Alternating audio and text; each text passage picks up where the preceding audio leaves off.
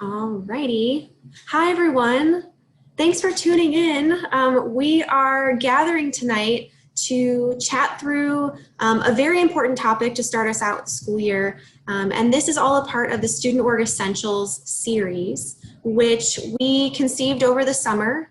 And if you were with us a little bit over the summer, you may have been a part of some conversations around virtual operations and sort of preparing for the fall. And so we decided as a team that we had a good response over the summer, and there's still a lot of things that we would love to continue to roundtable out a little bit and talk through and connect people with each other. So we decided to do this for the fall as well, and likely continuing semesters. So our very first topic, this is our first night, so we're going to talk through operating a student org in our current times here. And Jen's in control of our PowerPoint. Hi, this is me. My name is Brooke. I work in student activities. I specifically support the student org community kind of at large, all kinds of different things. So if you were logged in for our involvement fair last night, you would have been along with us and our team exploring that server and triaging all of those wild technical moments. But also talking through topics like this are things that I really enjoy doing. So I advise the coaches, and I specifically work a lot in small capacities with organizations through office hours and consultations, but also kind of on a larger scale with registration processes and training and sort of just being generally there for you all. So come find me if you need anything. Great. And I'm Jen Pelletier. I use she, her, hers. I'm one of the associate directors in student activities, and I work with Brooke with our student organization community. My primary role within our community is as a liaison for advisors. And I have been a fellow advisor and an employee here for almost the last 20 years. So between the two of us, Brooke and I have got a lot of the bases covered when it comes to helping your organization be successful kind of from start to finish and all angles. I want to talk a little bit about our plan for this evening. We wanted to share some information with you about some general updates and changes that are upcoming for this academic year, and make sure that we're all really clear about what is the same and what is different. And then we received questions from you all as you registered, and so we kind of grouped them into questions that can be answered by available resources. So we're going to share some of those resources with you so that you can check out on your own time. And then we got a fairly critical mass of questions around virtual engagement and member engagement. So we have some ideas and want to engage in some discussion with you all about what you're doing and what you're finding successful, or specific situations that you're looking for additional guidance in. And then we'll kind of open up for some of that conversation. We'll wrap up with just a couple resources as it relates to some reflection prompts that we've pulled together, where you can solicit great ideas and great engagement from your members, from your leadership team, from your advisor as you move forward. So we've got some resources that we want to share towards the end as well. These Student Org Essentials programs are intended to be part presentation and part roundtable, and so we welcome your participation. We encourage your participation, and unmuting using the audio or contributing in the chat are equally valid ways of engaging. So whichever you prefer is great. You can also choose to keep your video on or off. We're going to screen share here for a little bit, but then we will, when we kind of open it up for a discussion, we'll stop the screen share so that for folks who have their videos on, you can at least see some other faces as we do a little discussion. And in general, with most of our programs, we want to try to keep the topics generally transferable to most student orgs. However, if you have a specific situation or something that you want some more guidance on that is more uniquely related to you, Brooke or I or our team of trained student success coaches would be more than happy to connect with you either after this or at a different scheduled time. So please know that we can provide that support, but for today, our goal is to keep it a little bit more generally applicable. So let's cover some general updates. The first and best resource for all of this information is safeandhealthy.osu.edu. So if you have a question about what is different or what you need to do, please start there first. Our student org team has created a document largely based on that and kind of interpreting that guidance for our student org community, and you can see the go link there, / student org guidance. And that document was just updated last week, so there's lots of good info. Everything we're sharing here is also available in that document, but those are kind of your two, number one and number two go-to spots for what can you do as a student org. I want to be really upfront that we are strongly encouraging virtual meetings and programs.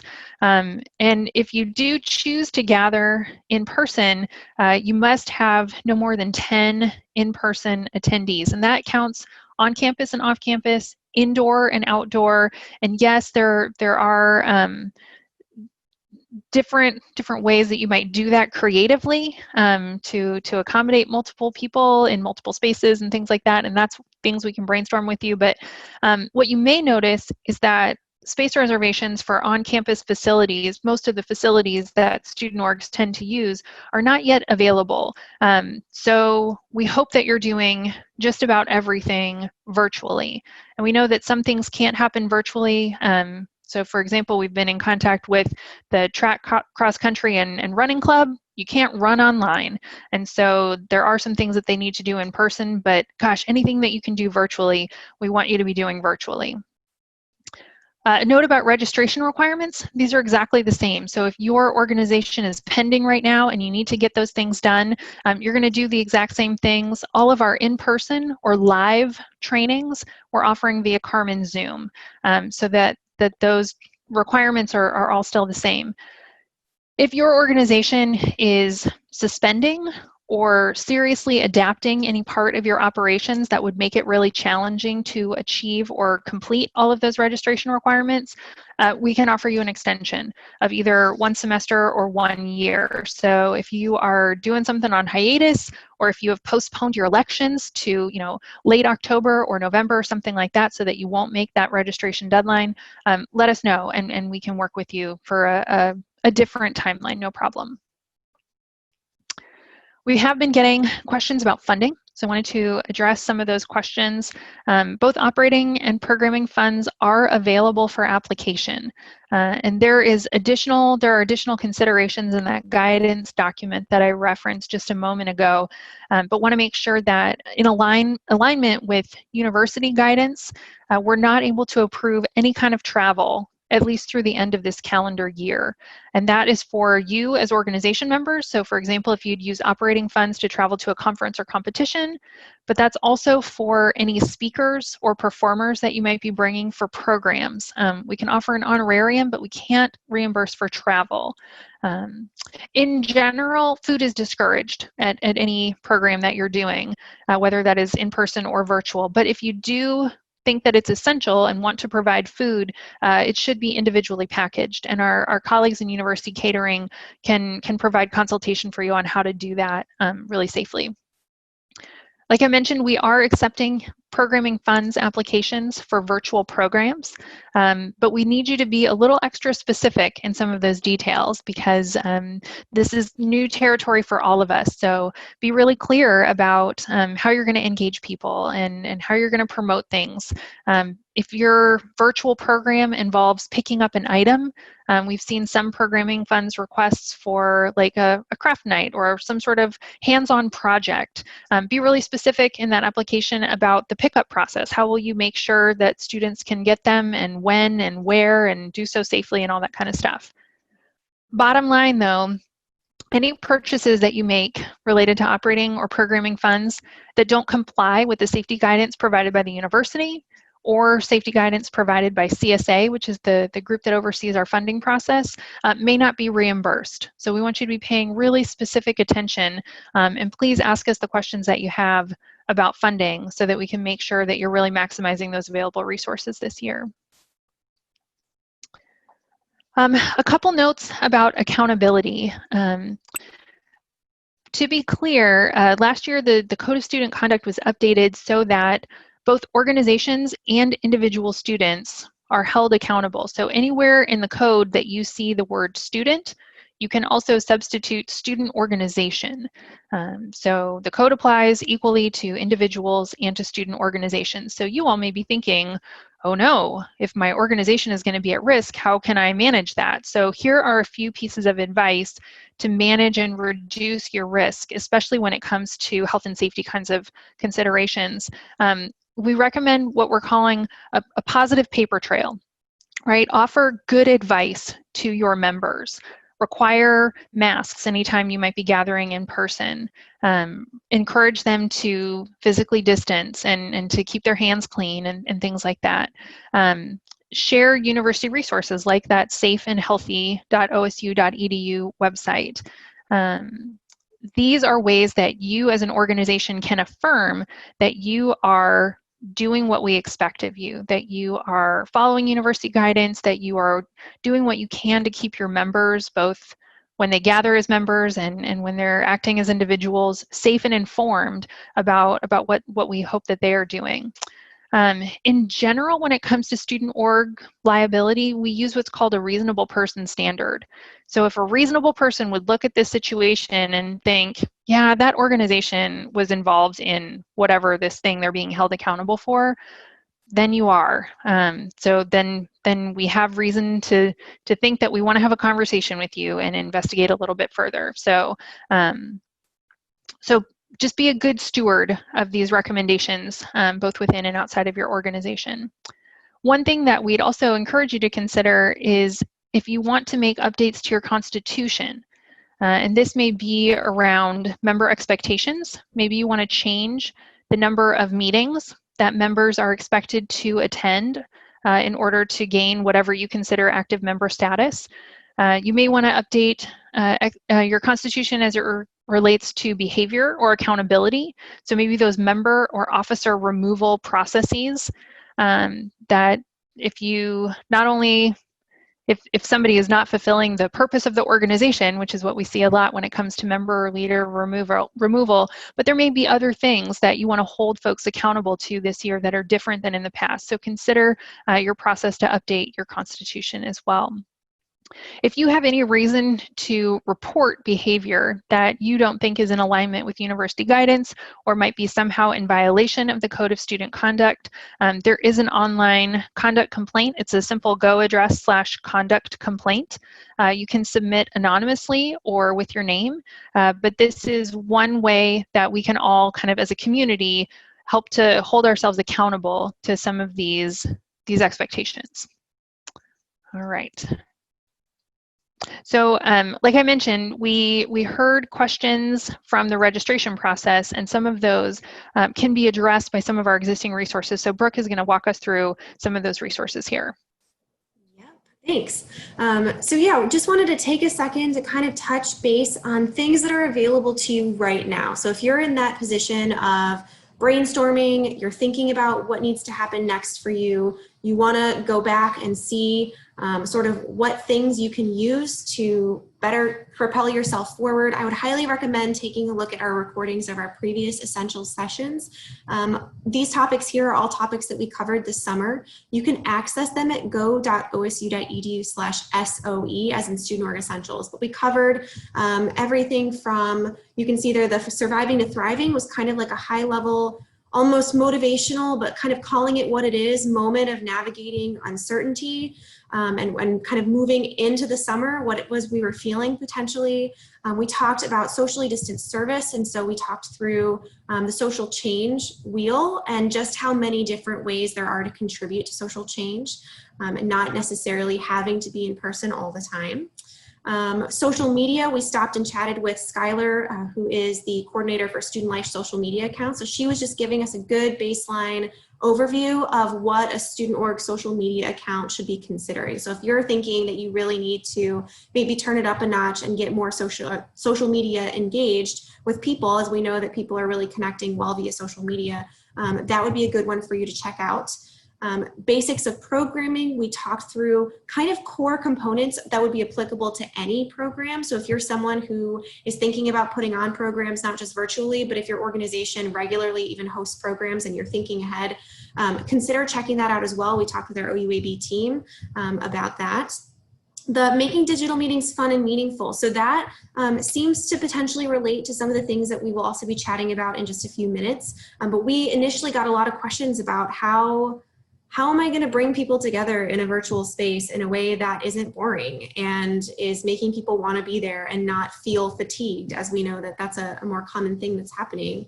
And then the last one that we covered was right before we moved into the involvement fair, and kind of like the beginning of the school year here, was about recruitment online, and what are good techniques and approaches to think about when you're doing that. And so all of these are really, they're in Student Org Essentials because they are sort of essential, especially with applying the lens of operating virtually. So again, you can get those. They're all uploaded to our website right now. You will get the full experience there because all of the resources that were talked about in those sessions, any attachments, documents that we wanted to share are also available for you, so you can really follow along with them too.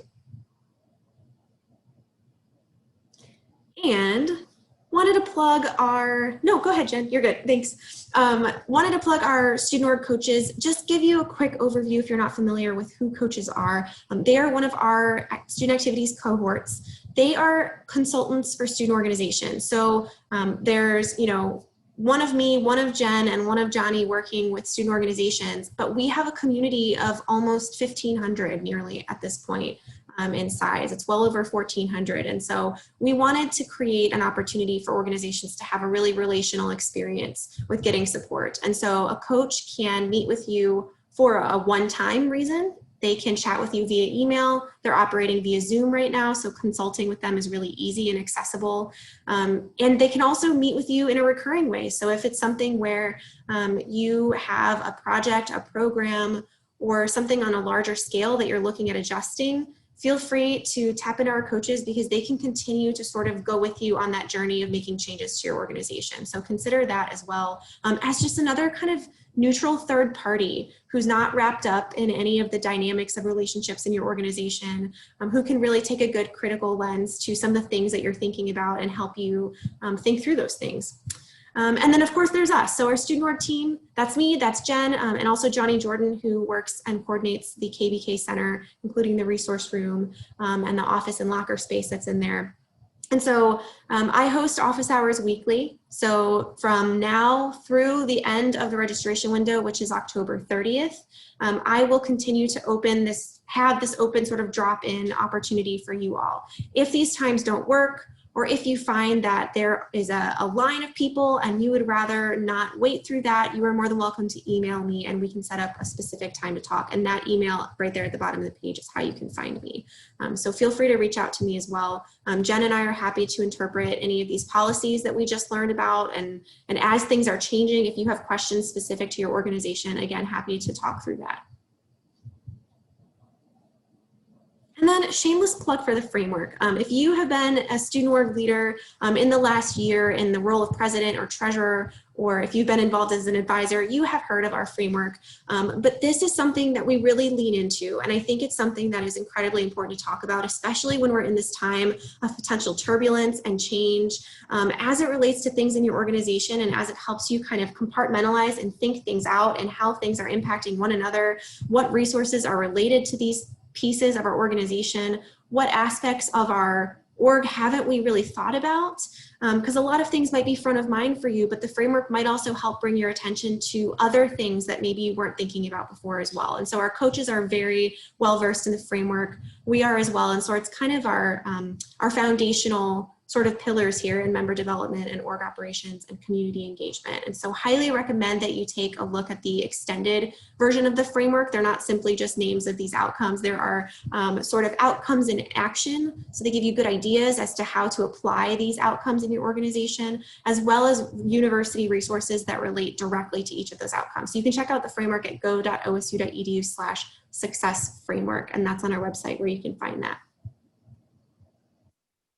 So I guess this brings us to kind of where we wanted to stop and chat. We wanted to make sure we had plenty of time tonight to take a good moment to talk through what's working, what is working for you, what's not working, and talk through how we're going to engage people in our organization. So Jen, like walking through this, I mean, I'm more than happy to stop and talk here or invite. Yeah. So what we've done is we've identified kind of three main chunks of virtual meetings, virtual icebreakers, and member engagement. And so we'll share just a few ideas to get us started, but then we'll stop the screen share and turn it over to our Facebox screens so that people can, again, contribute by unmuting or dropping in the chat and having a little bit of discussion about how you're doing this or what else you need help with. So as we think about virtual meetings, just high level, determine if you actually need a meeting.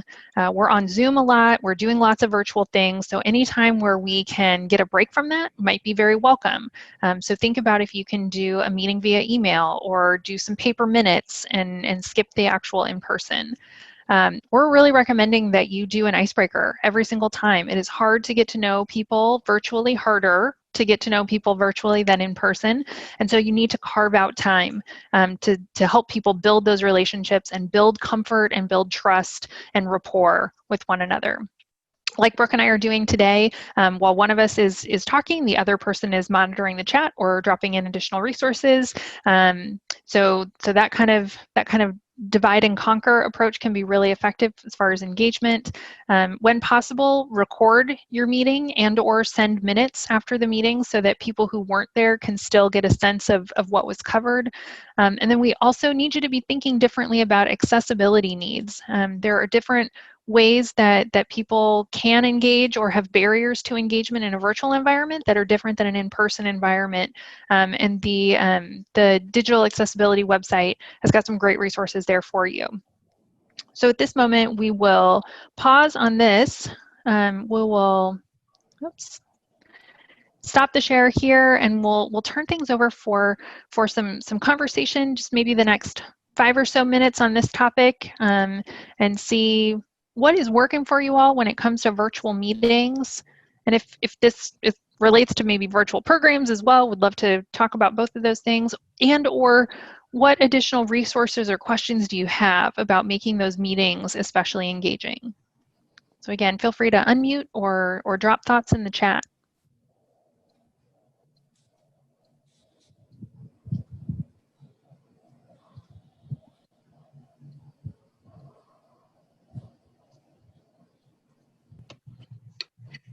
Excuse me, I found, or somebody gave it to me, they sent it to me, but Michelle Cummings, she has a PDF, and I just am getting ready to forward it to Brooke and Jen. It's a copy, it's got tons of like icebreaker things. I think it can be more for elementary and middle school kids and high school kids, whatever. But I did it with a CAB meeting last week, and they had a blast with it. And like you can really adapt it to like historians or like the Penny one was really a big hit for us. So I will forward that on to you guys. And she's got a website, and she sells lots of, I don't know if you've ever heard of Michelle Cummings or not. She's like a icebreaker guru. And they have a website, and they have videos and all that kind of stuff. Apparently, if you attended this thing with NACA in the spring, you got a year free membership with it. So I don't think I did. I think I signed up for it, but I could never find, because it was always on the wrong Eastern Standard versus the Western Coast and all that kind of stuff. So I couldn't figure out which time zone that they were doing these recordings in. She gave me the free year membership with it. So I was like, yay. But there's lots of goodies that you can, if you had money to buy, like icebreaker things. But a lot of them are virtual icebreakers. And my students last week really, really enjoyed doing a lot of these things. So it's, I don't know, probably 10 or 15 different icebreakers to do. So I'll send you that resource that you can have. And I tell you, they tonight we're going to do a serial at midnight, and each one of them picked a different icebreaker to do to get the serial kind of thing going on. So that's what we're doing. Nice. Thanks for sharing, Amy. Appreciate that. Would you be okay if we posted that resource to our website along with this recording? Great. Yeah, thanks. Other things that are working well for you, or other things that you're still trying to figure out about virtual meetings and engaging people in that way? I mean, I guess I can share a little bit. So with our meetings, it's kind of common sense, but we're trying to keep them as short and sweet as possible. We realize that people are kind of zoomed out and kind of tired of virtual meetings. So we try to keep it, what is important, what do we really need to discuss. say if you need more information, reach out. These are your resources, these are your contacts. But I mean, yeah. I'm really curious how, if you all could use maybe like that thumbs up feature or something to indicate how many of you have already had a meeting with your organization sometime moving into here to the fall or already in the past week or so? Or are you all still in the position of, okay, so we had a few who have had meetings so far. That's helpful. Okay, we're right now like at about that half of you potentially have had a meeting. Okay, maybe half haven't. And like similar question, how many of you have communicated a plan of action to your members already, like via email, whether or not that was in the meeting?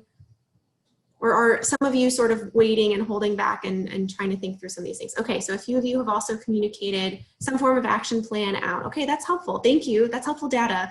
But also just as we think about operating meetings and gatherings or how we often make that stuff happen. And so I have just, out of curiosity, but also out of potentially just solidarity and looking to see what it is we're doing as a group and where we're at in that process of communicating with our members in gathering at this point. Thank you, I appreciate that. So we had a question in the chat about recruitment and engaging students sort of like in a broad level.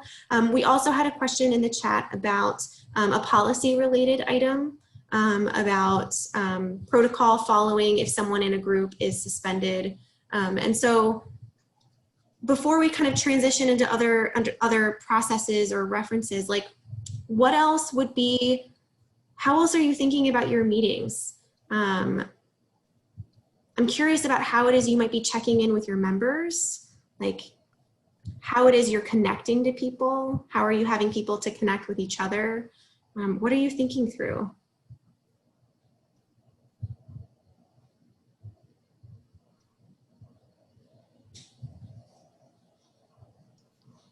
Sounds like we could use some suggestions. Mm-hmm. Oh, okay. We've got something in the chat. We have a lot of success recruiting members with social media posts, so that's excellent, like a post in the first year students Facebook group. Another, we're planning on pairing new and returning students. I think that's really smart as well.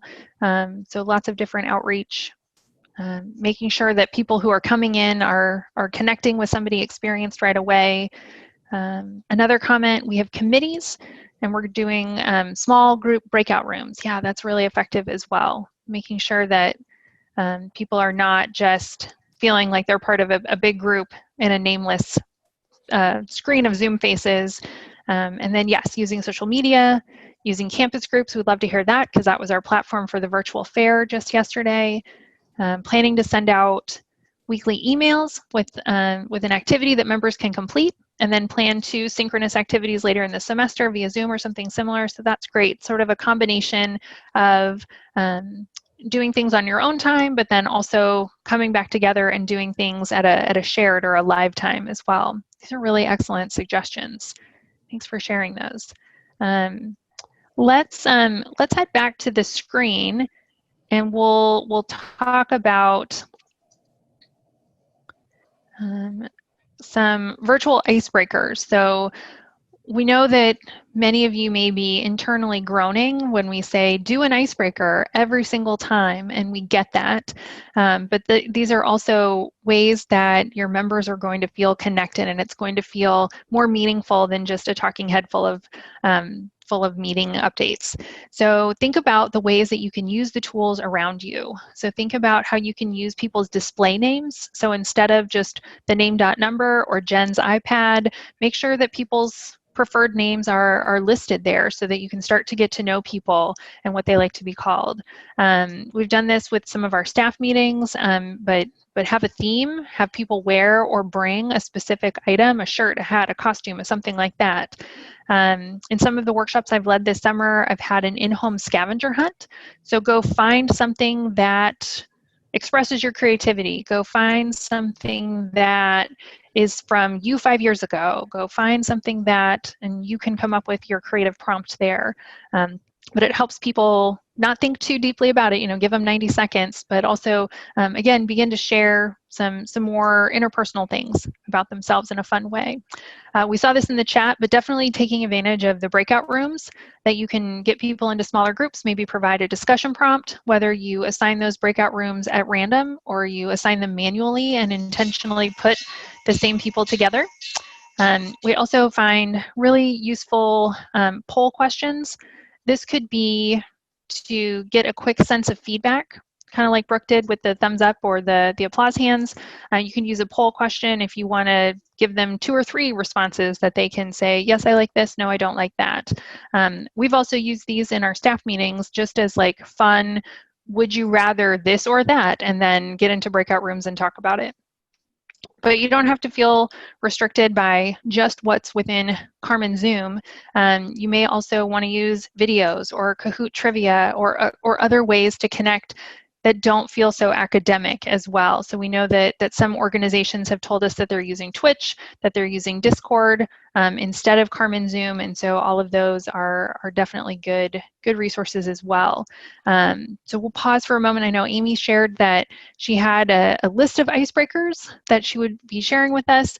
Oh, good, it's in the chat already. But what other ways are you doing creatively to help your members connect? And before we move forward to talking about member engagement and recruitment, we'll talk about some of the activities that you might be sampling so far.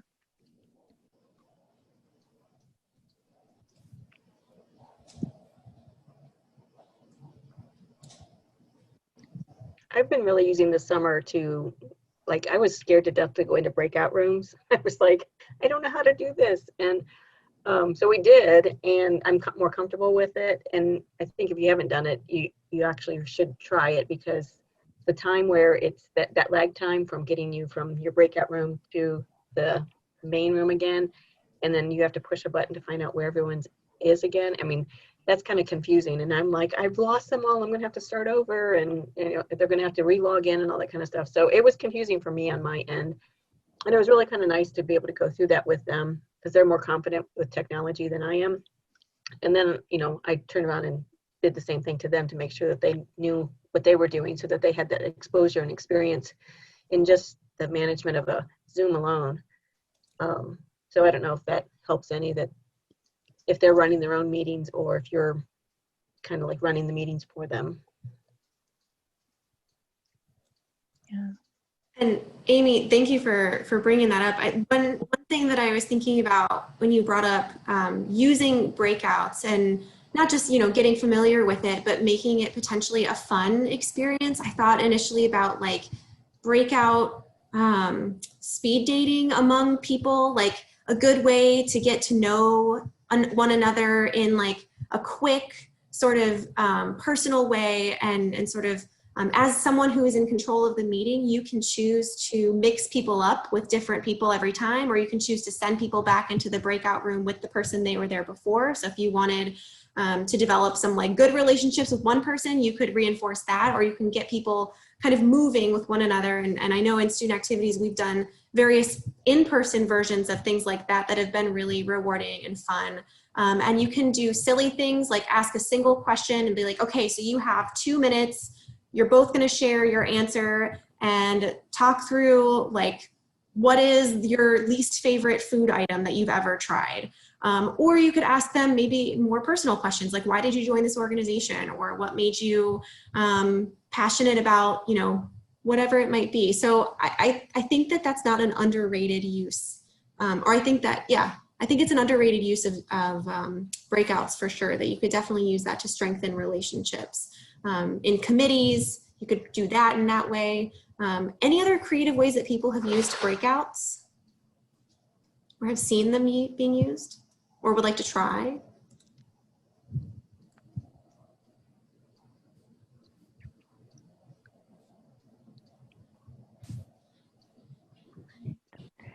Any other examples of activities that people have done, especially in a virtual space, that you found effective in just kind of adding to your overall meeting or program?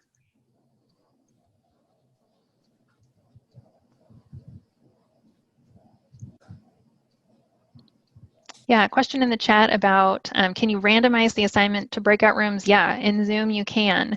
And you have the option to either manually assign or randomly assign. And you can choose the number of rooms, and that will kind of calculate at a moment's notice how many people will be in those rooms so that you have all the information that you need to make those random assignments.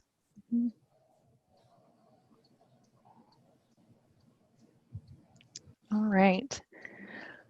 Well, let's head back to our slides here, and we will wrap up with our last question here. I know that there are lots of questions about member engagement, and this can look a lot of different ways.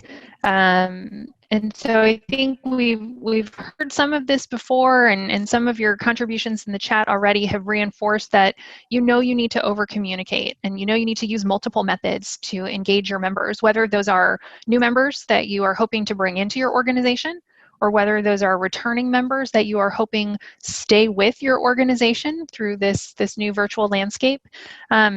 But we want you to think about how you can create connections among your members. I think we saw some examples of this in the chat already as well. So whether that is formal or informal, whether you are assigning newer members to connect with a returning member, or whether that's more informal, that you're just using randomly assigned breakout rooms at all of your meetings. This could be something that you do ongoing, that you have a buddy for the entire semester, or this could be more of a one-time thing that you do some fun breakout room icebreakers at that one meeting. The one thing that I've really missed in virtual meetings is sort of that, what I'm calling water cooler time. So it's those first few minutes when you arrive to your meeting before things get started, or walking out of that in-person meeting and just walking down the hallway and continuing conversations, or to catch up about something related. So I want you to think about, how can you build in some of that informal water cooler time? Can you leave the first 10 minutes of a meeting just for catching up, and invite people to volunteer to head to a breakout room together, or just have full screen chit chat and using the chat and unmuting on audio. One thing that we've heard from some of the students that Brooke and I work with is that this whole virtual landscape may make it in some ways easier for new members or members to be engaged. So for new members, like, all they need to do is find that Zoom link, and it's easy to drop in. The awkwardness of walking into a room full of strangers for the first time is really minimized in a virtual space. So it's easy for them to drop in, but we want you to think about, how can you give people reasons for them to stay, and really think about that engagement piece. And so something that Brooke and I talk a lot about is these 3 R's. How can you help them build relationships, right? And we talked about that, creating connections. How can you give them responsibilities? So put them on a committee. Give them a reason that they need to report back next week, or to look something up and contribute to something that, a program or an activity that you have coming up. And then the 3rd R is about recognition. So making sure you're making time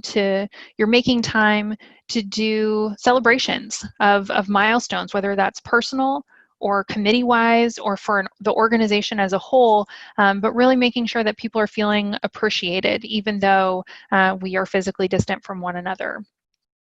So we'll, again, kind of stop the share here for a few minutes of conversation about what else are you doing that you're finding effective related to member engagement, whether that's incoming members or returning members, or what questions do you have? Okay, so we've got one in the chat already. We usually ask them to leave their contact so that we can text each other before and after, sometimes even during the meeting. Yes, that in-meeting text or chat back channel, I have found that especially helpful. So that's a great suggestion, especially exchanging contact info so that everyone has that. What else are you doing specifically around member engagement or even member recruitment?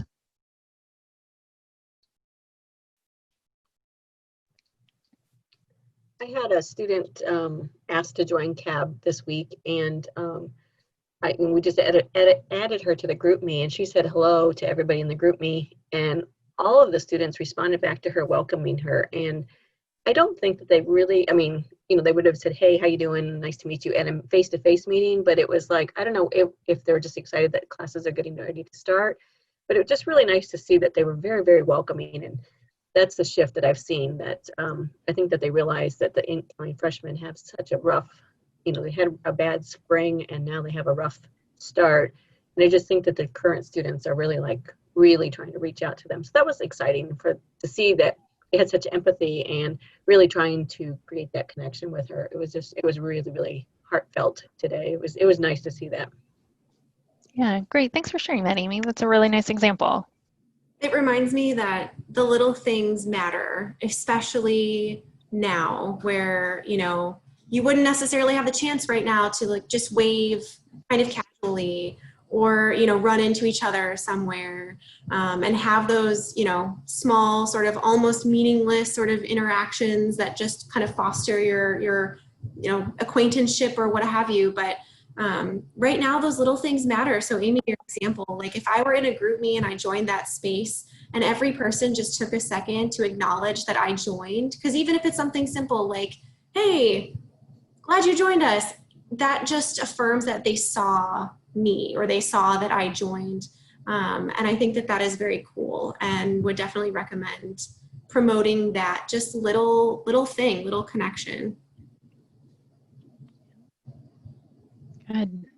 Other examples or other things you're still trying to figure out?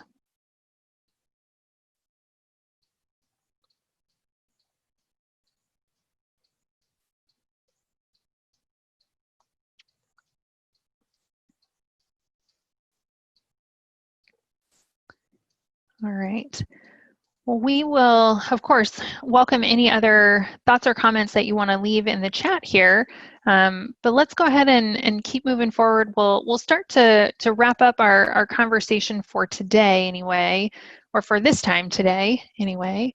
Brooke, do you want to take this last part? Yep, I can. So we were thinking about why, looking at the questions that you had on your form as you submitted your RSVP to attend, but also kind of thinking through some of the things that the side conversations we've been having with leaders about what it is they're doing to prepare and what sort of conversations they're having as a team to prepare. Put together a document. I'm going to drop the link in the chat. I'll also end up posting this to our Student Org Essentials page along with the recording. But this document that I just linked to us is sort of just a starting place, I guess, if you are in a position of wanting to leverage the collective strength of your team and you're not necessarily, you don't need to be that only person who's on this call who's thinking about these processes and the things that your organization needs to change and brainstorming on a giant whiteboard, all the little things that are changing or that you need to be on top of. And so these sort of questions here, they walk through basic operations, just sort of like checking your foundation as a group right now. What are the things that we need to just take a check on that we shouldn't overlook and might inform some other changes or some other things that need to happen? So these are all sort of reflection questions, like what aspects of our individual roles have been impacted by this time? So do we need to shift our responsibilities because all of a sudden, we have a social media channel that needs to be managed and we never did before. So who's gonna do that? Or we need to do some member development things that we had not really put an emphasis on like we did before. So who's gonna pick up some of this stuff and negotiating that out? So these are just good starting places to start these conversations. And then we kind of jump to the member experience itself. I know we spent a good amount of time sort of reiterating the importance of connection right now. And I think that this sort of section is going to get at what are those ways that we are going to be challenged by the lack of connection or the digital presence that we're having. And so how are we going to get around that so that we can really make some meaningful experiences for our members? And I think about, when you were sharing some of those things that you were going to try or were looking forward to doing, you don't necessarily have to make that a surprise when someone joins. Feel free to advertise that you're going to do, when you join, you're going to be put into a group and you're going to put an activity where you bring your puppies, and that's awesome. So why I would want to know that, even if it's something that doesn't relate to the purpose of the organization. So I think that really ties in with maybe your recruitment, also retention efforts and things like that. So thinking about how you're going to really reprioritize potentially just those simple things of connecting among people, especially maybe if your org purpose is potentially challenged by our current circumstances and you're really needing to rework a lot of things. At the end of the day, people are connected to people, and they joined your organization for a lot of different reasons. And one of them ultimately is going to be the connections that they have with others. And one of the reasons that they stay in your organization is going to be the connection that they have in others. So if you can continue to reinforce that and make that a really solid part of what you're doing, even if your operations have to get a little wonky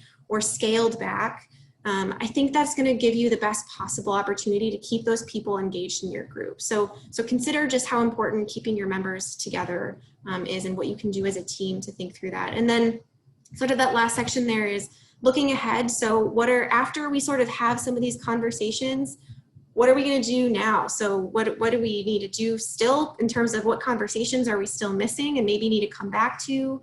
What resources are we going to tap into so that we can do the things that we need to do or change the things that we need to as a result of some of these conversations? How are we going to change our goals for the coming year? So all of this good stuff, there's a plenty of questions there to start with, but and then the very, very, very tail end of that is just some reinforcement of some of those resources that we mentioned earlier as well. So making them super tangible for you as you think about all of this stuff. And if you get to the point and you've brainstormed a bunch of things and you're just having a hard time maybe translating those out to action steps or deciding which things to work on first or think about first, feel free to reach out to us, and that's where we can really help you. Our coaches are available, our team is available to consult with you and help you sort of translate those things into action items, and that's kind of what we really love to do. So don't be a stranger in that regard.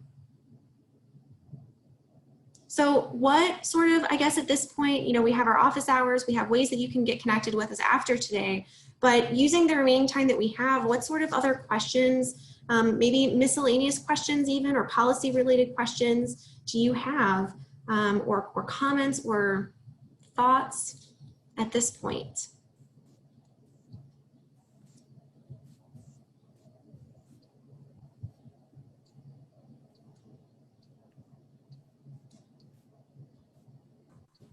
So this may be a little dumb, but just real quick. So for that 10 in-person limit, I've just been struggling to kind of read it. When it says 10 person, I'm not saying I'm doing this, but if I were doing a meet and greet and then 10 people walked by and we're like, okay, we talked to them and then they left and 10 more people came, but those original 10 are gone. Are we still following those regulations by having those 10 there, or is it 10 people in total? Our read is that yes, you would be falling within that guidance. So the goal is to have no more than 10 people at a time, and things that we might think about, obviously, do things virtually, right? You can't reserve space on campus right now really anyway, so you're kind of defaulted to virtual right now. But if there are things that you have to do in person, you might consider, can you schedule people, right? So that you know that you'll have no more than 10 at a given time at that tabling event or whatever it is. So, but yeah, that's definitely an option. Also, just other tips that I have. If you're going to do scheduling, Sign Up Genius is a really nice site to use. If you're scheduling, and then just getting 15 minutes to clean up a workspace if you're doing anything like that. But yeah, thank you for that. I appreciate Absolutely. it. Yeah. And it's a good reminder about just the time in between people's arrivals. If you need to clean things off or reset out materials or whatever that is. Yeah. Just this life takes extra time than we might have used in previous programs and meetings. So yeah, making sure you're spending that time. I have we're talking 6-foot spaces this week, and I have an extra staff person with me that's going to chalk, and then they're going to write what 6 feet means to them, and well wishers or their goals for the semester or whatever they want to do in that 6-foot talking area. And I have extra people, so if I had 10 people that showed up at the same time, this other person's taking 10 people at a different table down the way, and that's his group. We're kind of doing the same thing with a nature walk type of thing with a sign up and doing the 10, less than 10 types, and everything in our advertisement is we're keeping it as a 10 person limit. Yeah. So we just don't know, because I'm from Lima. we don't know how big or how many people are even going to be on campus. I might not even have 10 people all in one day. So who knows? Columbus would be different, but that's kind of how we're doing it. We have extra people and we've decided to mark out extra spaces so that we see more people coming. We're going to send them, like just funnel people down the other way. Yeah. That's a great idea to help literally draw with chalk on the sidewalk the physical distancing space when you are doing those things that are essential to be held in person. I don't want to forget this one. It by accident came to me privately, and that's totally fine, but I clarified that I could share this out to the group. It was a question about sort of the compliance aspect of if someone receives a suspension. What we're learning is that student conduct really is taking things very seriously and are not really messing around with some of the required pieces of the recent additions to the code of conduct related to COVID things. And so if someone receives a suspension, is there a protocol that we need to follow to ensure that we deal with it properly? And I actually was just in a conversation with one of our partner colleagues over in conduct, and I asked her something similar, because student organizations are not legal entities of the university, and that it could be language you've heard from us before. It means that you sort of have decision-making power related to your membership. So I gave her the example of, if someone is suspended from the university, are they still able to be involved? And that's up to the organization to decide. So she recommended, I think, that that student orgs take the student code of conduct seriously as they determine their member requirements of behavior, especially as it relates to the COVID stuff. And so if a student was suspended related to COVID requirements, is that risky behavior that you want in your organization members? Is that something that you would invite into your space, or is that something that you also are going to react to? But ultimately, you then do have some of that discretion. Are they still a member of your organization or not? Did that help? Does anyone else have questions related to that or ideas? Well, and we know that can be a challenging thing to think through, just the hypothetical situations or the what ifs. So that would be something that our coaches or our staff would also be happy to help consult on, any updates or changes to your constitution or membership expectations. We are winding down on our time. So I think what I'm going to suggest is that maybe we find a way to close this particular conversation for tonight. We'll stop the recording. If anybody is interested in sticking around and having more of a one-on-one conversation about a specific situation that you're encountering, then Brooke and I are happy to stick around for a few minutes or connect with you after, either way. But we thank you very much for your time and your engagement and your interest in this topic. We know that there are so many things that you are needing to figure out what is the same and what is different within your student org life. And please know that we're here to support you, and we're here to help however we can, so please don't hesitate to reach out.